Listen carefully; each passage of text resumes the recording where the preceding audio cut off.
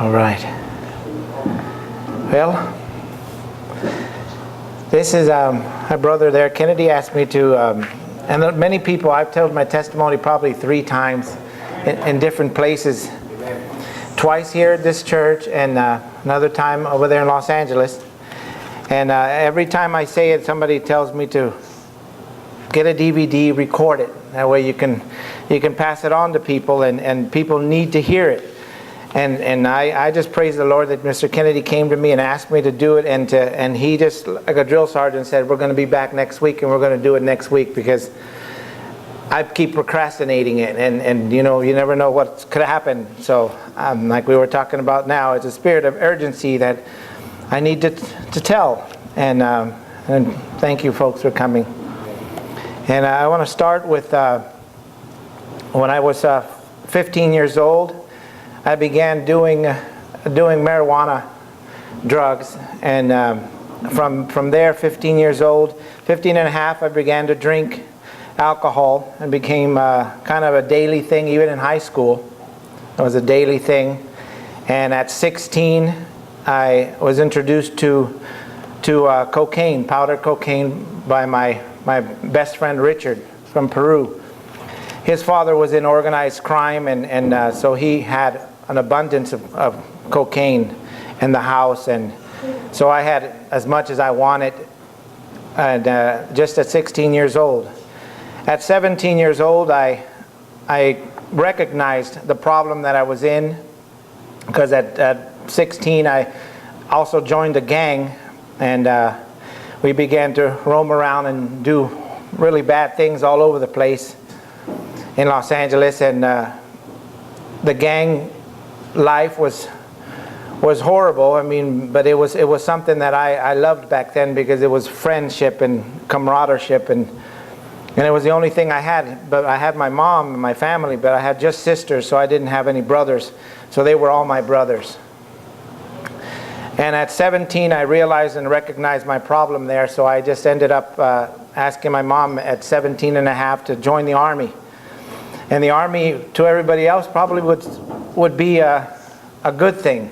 But the Army actually turned out to be worse for me, because it introduced me to a lot of clients, the things that I can do and sell to them. And I began to sell drugs in the Army, in the military, in 1983 and 84. And the Army military, they drink a lot. And it's legal for 18-year-olds to drink in the Army, so I drank a lot in the Army. And it was just in the reserve, so I got back home to Los Angeles, and instead of changing my life, going a different way, I got worse. I married my first wife when I was 20 years old, and had my child at 21, my little girl. But that didn't change me either. I got worse. I was a womanizer, I was an adulterer, and a liar, a cheater. I stole, I was a thief. If you name it, and I did it. And for the only reason I can even say those things now is because the love of God, and knowing that God cleansed me from each and every one of those. After divorcing my first wife, I met my second wife, Grace, when I was only 23 years old. I never wanted to get married again, so I pretty much strung her along for 15 years. And I was a terror to her. I did horrible things. I mean, I never was the kind of dad that I should have been to Julia or to Jessica, my first daughter. I was always out to late nights. Every night was 2 or 3 or 4 in the morning. I didn't care. For some reason, I had this power about me that I can drink all I wanted to and do all the drugs I wanted to, and I can still drive. And I can still do the things that people shouldn't be able to do when they drive. I had all my friends and parties and things like that, and I became like the designated driver. Even though I drank as much more than they did, I took each and every one of them home to their separate places all over Los Angeles, South Pasadena, the Valley area. I had friends all over the place, and I would take them home, and then somehow The next morning I would have my car was parked perfectly in the driveway with the club on it and windows closed, and I was home. Didn't even remember how I got home. My friends would tell me, I didn't even know that you were drunk because I looked so sober. But that turned into being able to use that to buying drugs for my friends in all sorts of different times of the day and the night. Parties would go on to 1:30, 2 o'clock in the morning, 3 o'clock in the morning. They would just turn to me and say, well, Tony will go buy it. I was fearless. I pretty much thought I could do anything. Because I would get pulled over drunk as can be. And the cop would pull me over and get me out and give me a test and let me go.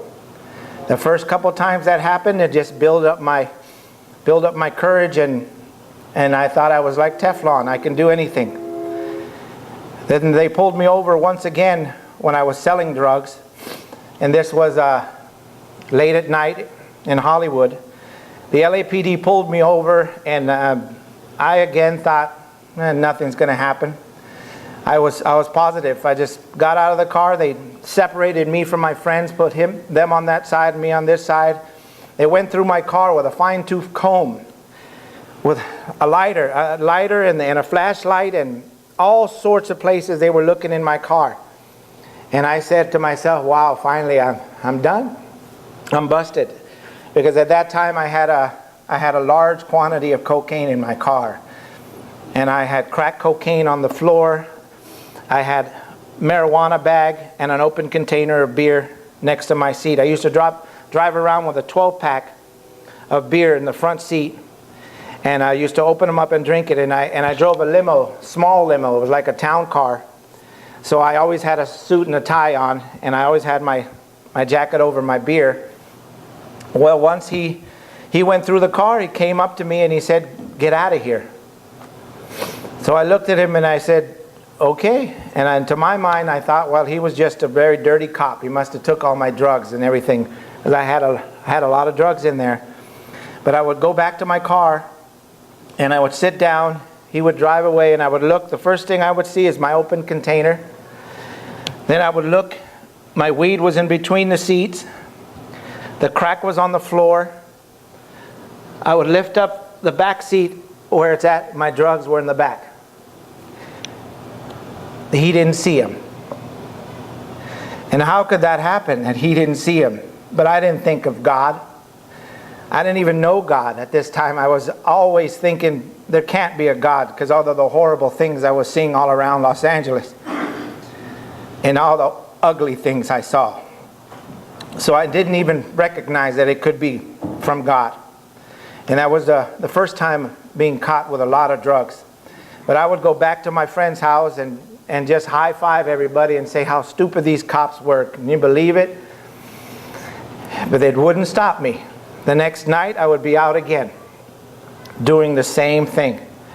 Drugs in the car, drinking from the morning, noon, all the way up through the night, because my driving job was pretty much my own service, so I can actually go out and at the time I wanted to pick and choose who I want to pick up, and I would have some celebrities that would want me to pick them up also. But it was in a time before 9/11 when I used to go to the airport, and I would get by the metal detectors with my drugs in my pocket, because I was too drunk to even know that I had them. I just forgot. I would be standing at the gate there waiting for my customer to come out, as drunk as can be, but nobody noticed. Nobody even said, "Hey, you smell like alcohol," or "What are you doing here? You're driving like that." Nobody said anything. In a closed environment in my car, passengers with their kids, I was taking them home to different places in Orange County and rich neighborhoods in Beverly Hills.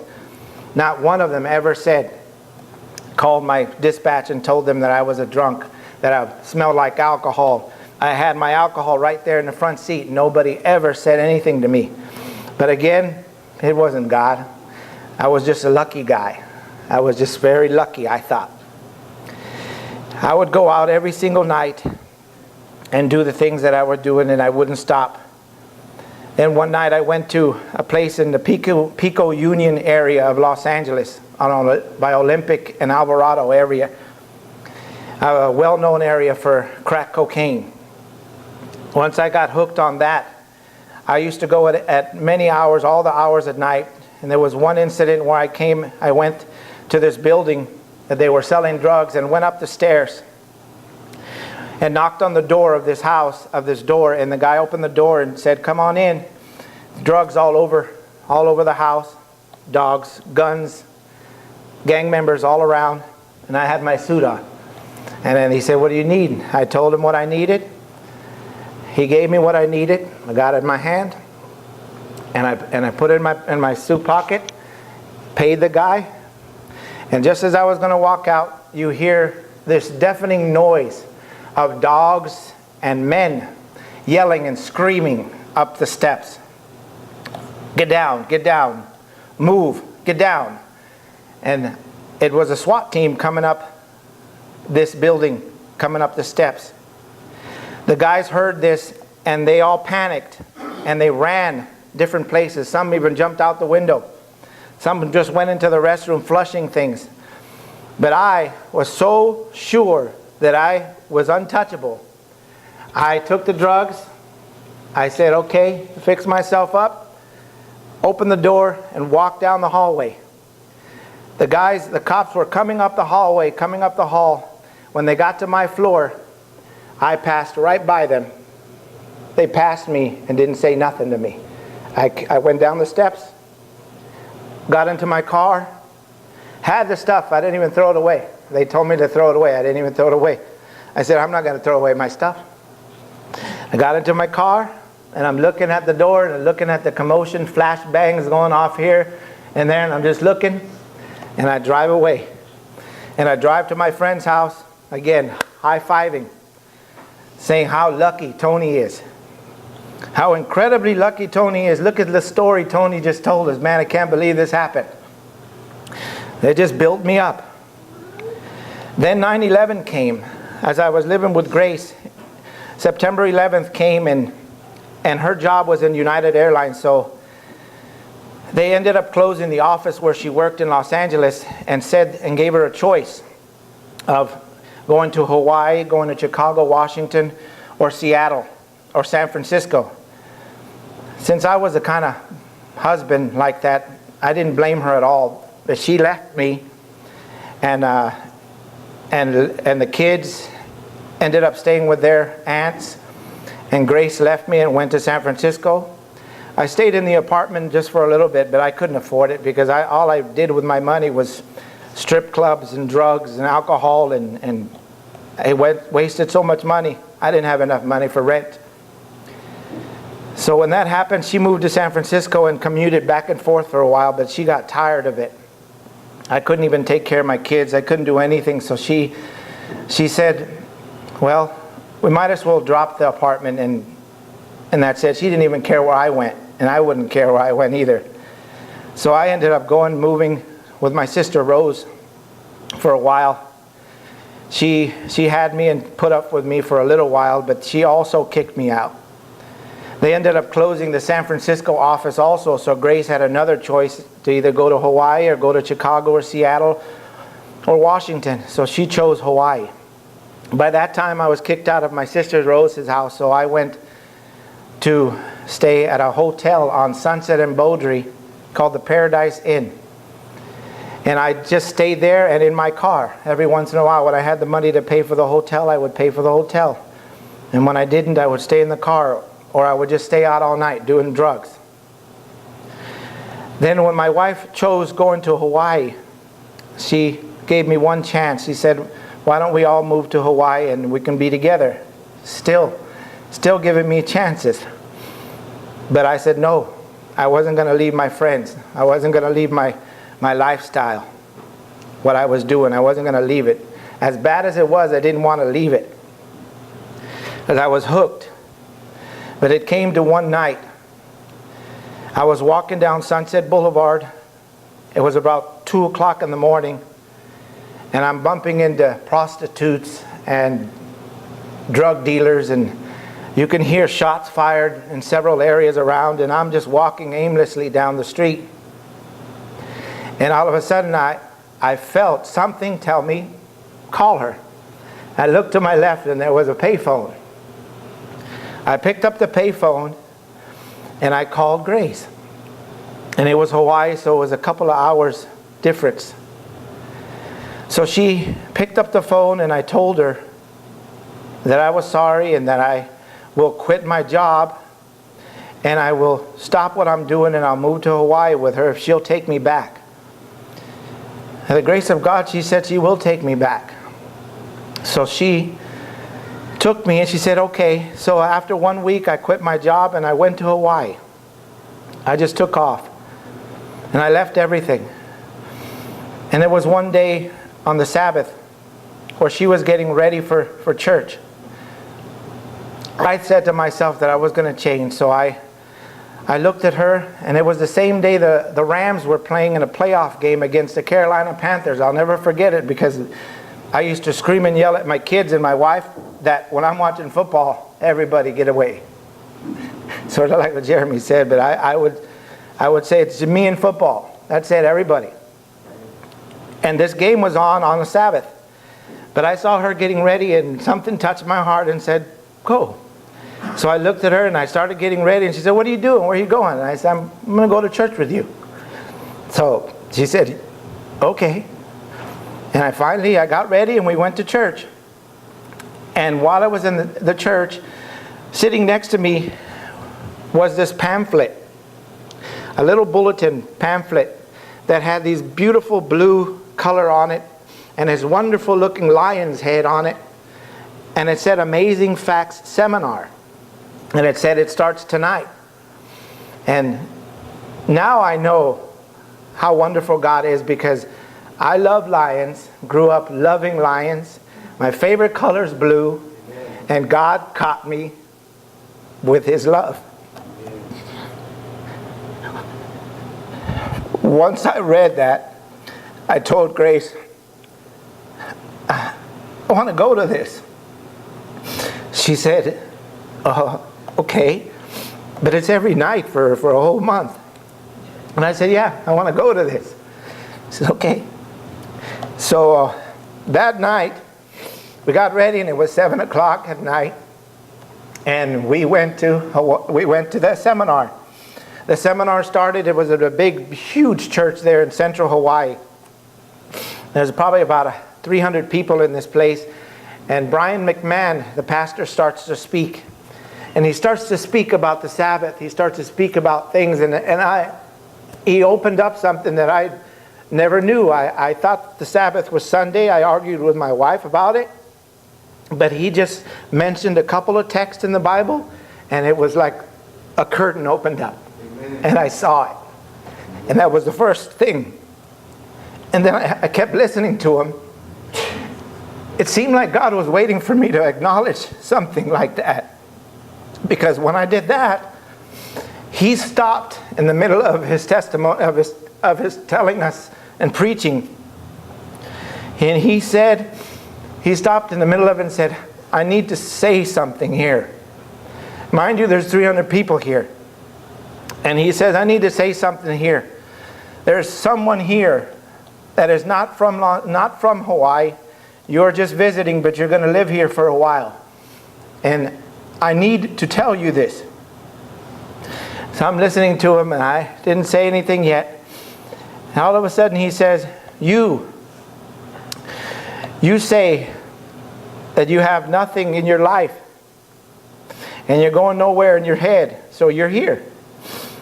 You've given up the stuff that you were doing. You have been pulled over so many times by police officers where you're from that you think you're Mr. Lucky. You've been pulled over with drugs, alcohol, drunk as can be, and let go every single time. As soon as he said that, I looked at Grace and I said, why did you tell him? Why did you say something about me to this guy? And she's crying already. And she looks at me and she says, I didn't say nothing. So I started listening to her some more. And he starts to tell me one by one, each occurrence I told you, that the cops pulled me over, that they would search my car, that they would give me a test, that they would let me go, that they would pull me over, search my car, test me, and let me go. That every single time I would pull up to an area where there's police officer, I had no fear because I was Mr. Lucky. He even said, you used to go back to your friends. After buying the drugs for them, you used to go back to your friends and high five your homies. He said it exactly like that. And that's what I'm looking at. And I'm saying, how does he know all this? And then he starts to tell me, but I am here to say this one thing to you. You weren't lucky. It wasn't you. It was God. God was there. And God protected you. But I'm here to tell you that this is it.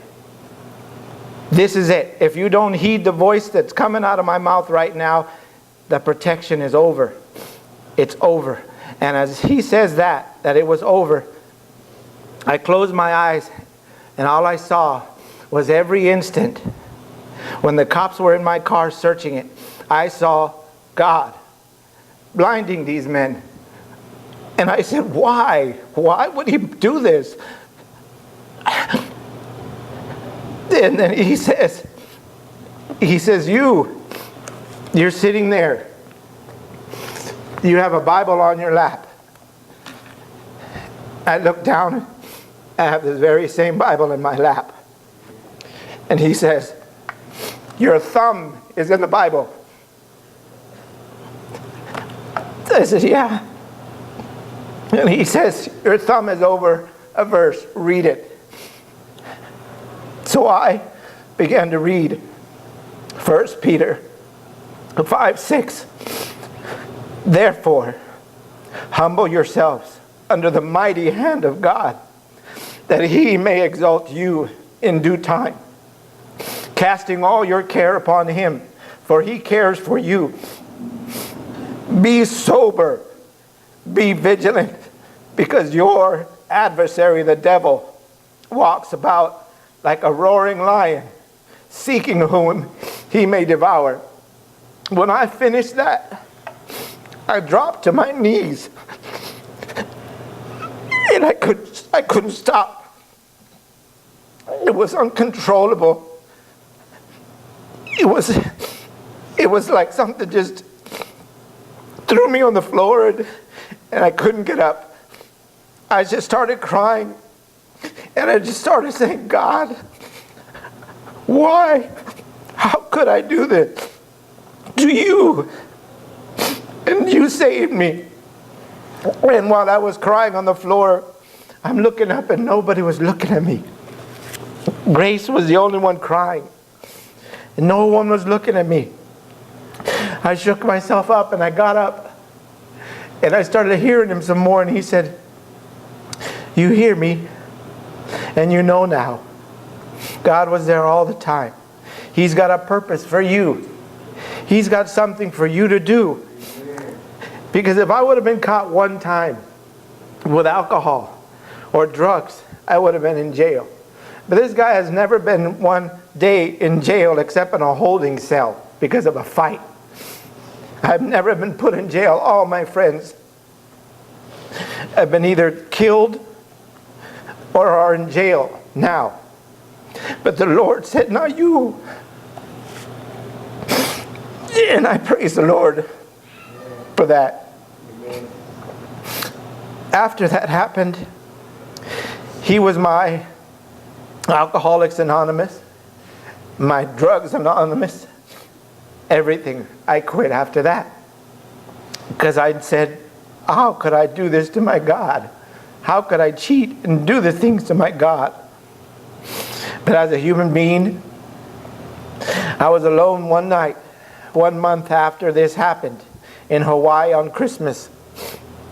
And the devil plays tricks on you. And he worked on me on Christmas Day. And I was at a bar. I was walking and I saw it, and I came in and I started to drink. And I started to drink and drink and drink. And I drunk myself up so much When that bar closed, I got into my RAV4, the little car, and I started to drive.